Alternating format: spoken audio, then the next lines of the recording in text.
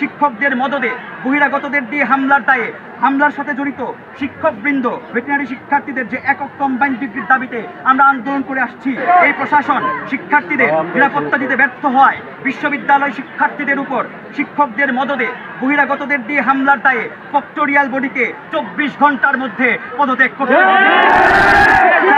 বহিরাগত সন্ত্রাসীদের দ্বারা ককটেল বিস্ফোরণ, লাইব্রেরি স্থাপনা ভাঙচুর এবং দেশীয় অস্ত্র দ্বারা শিক্ষার্থীদের উপর বর্বরচিত হামলা এবং নারী শিক্ষার্থীদের হেনস্থার ঘটনার জন্য উপাচার্যকে প্রকাশ্যে ক্ষমা চাইতে হবে।